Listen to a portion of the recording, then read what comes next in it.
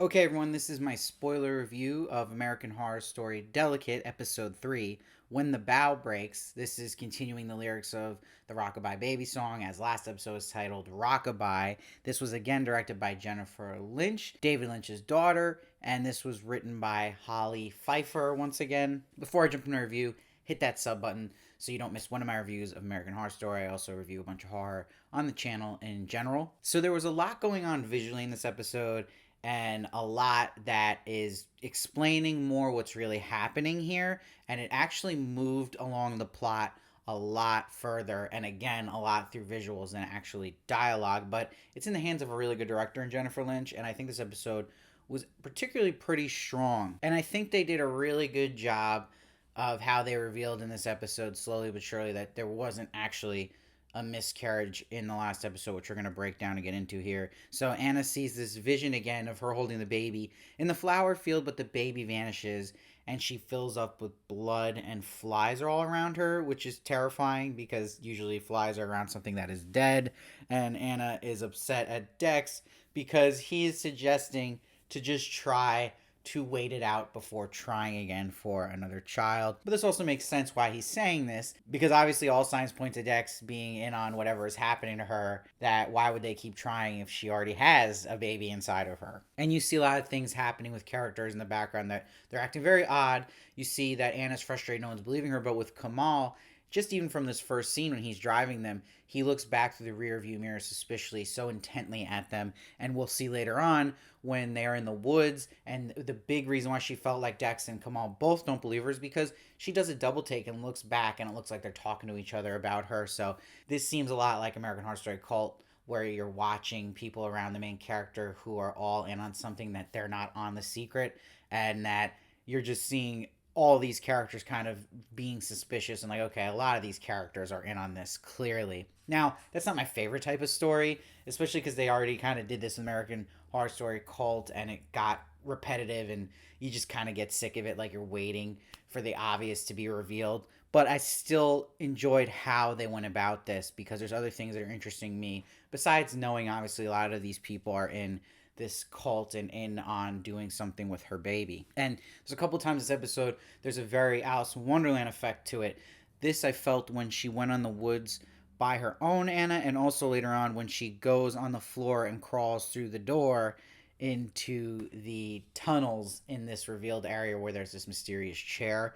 It just gave me such an Alice in Wonderland, especially because Emma Roberts herself looks like Alice. Now, it's interesting, when she went into the woods, she sees Miss Preecher when it turns to night, and she's like, I've been looking for you. Now, Miss Preecher's clearly the one who's been warning her about not going through with even having the baby originally.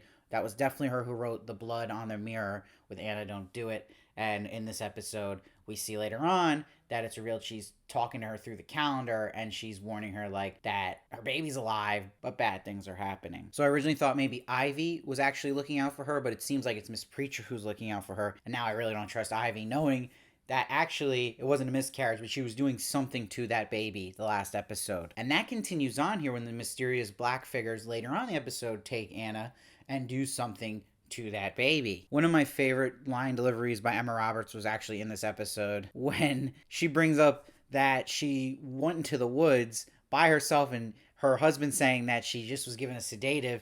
Then she's like, then why did you let me walk into the effing woods by myself? I thought that was a great hysterical moment. Now also, when they went back into the woods to look for Miss Preacher in the fire, them both not being there, an owl does appear.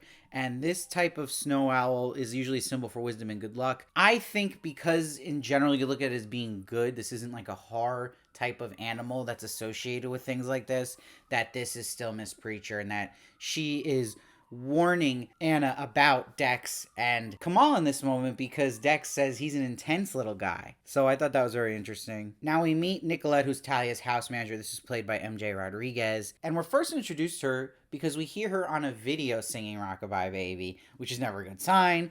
And it's actually her singing to this baby. We don't actually see what or who the baby is, but she's also watching this video to practice lactating. Now, we are revealed by the end of the episode that Nicolette is obviously evil and has this mischievous look looking at Anna at the end.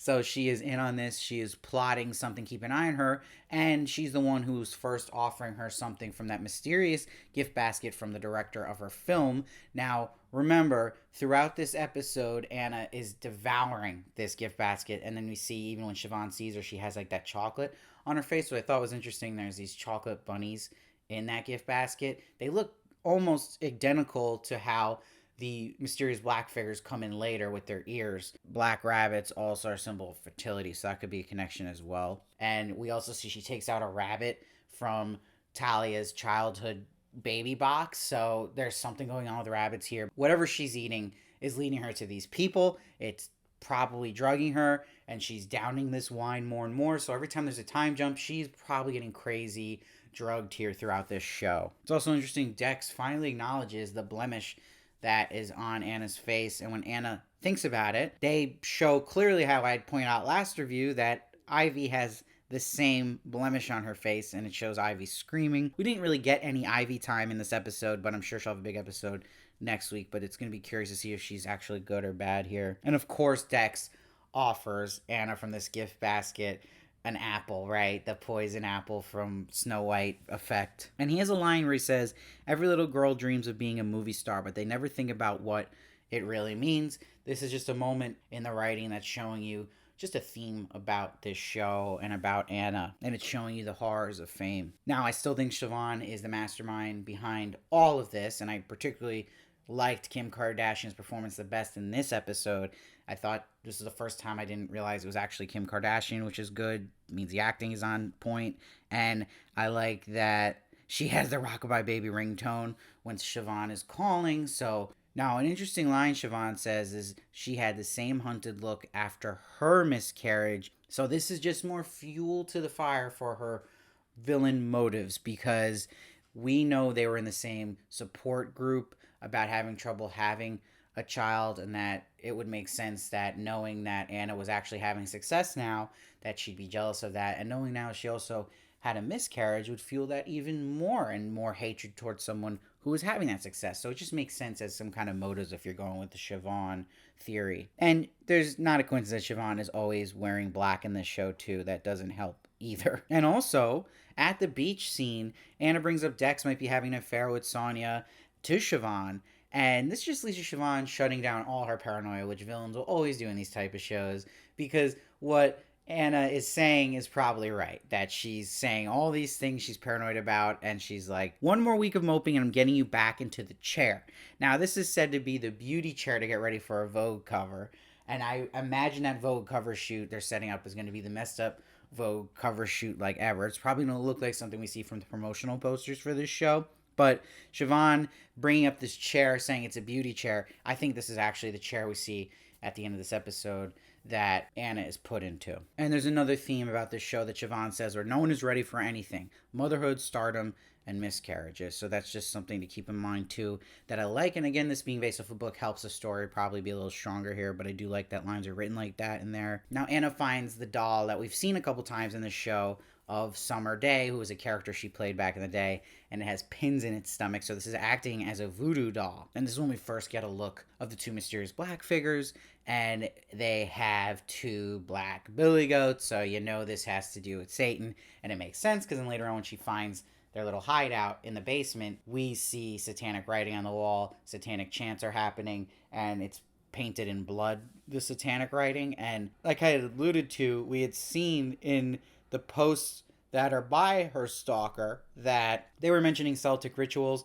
and then last episode I had said the chanting in the basement was probably this Celtic ritual, and that Kamal denied it, which makes you think Kamal's in on it, and clearly it gets its payoff already here that we're seeing this chanting wasn't something that Anna was just hearing, that she's actually there now in this ritual. So that Celtic ritual process is probably going to get bigger and revealed as the show goes on. It's also terrifying she found all these fetuses in jars in the cellar in this area, and that she is not the first victim of this. Now, after this whole incident with these two figures, and she wakes up back where she was in the basement, Anna, she finds Dex, and she's like, he moved, I felt the baby moving inside me. So this is where we're really getting confirmation that this miscarriage definitely didn't happen, and she even will call the doctor and say, was this a misdiagnosis? Now, she also mentions what just happened. She's thinking as a really messed up dream, but she still has the doll on her. So it moved with her up the steps. So probably wasn't a dream. But you see that her gums are bleeding and Nicolette notices. And then when she walks away, Nicolette gives like that mischievous face. So you already got the hints that she was up to no good, but she knows that it confirms that the process is moving along with her being pregnant. But it makes Anna smile in the mirror because she reads up that it means that it's a pregnancy symptom. So she's happy because she can confirm that she isn't crazy, that she still has a baby in there. And of course, when she goes to the pharmacy, Anna is attracted to the baby outfit with horns on it. So it's like, oh, good. And the lights flicker. We get a little time jump again, and it's night.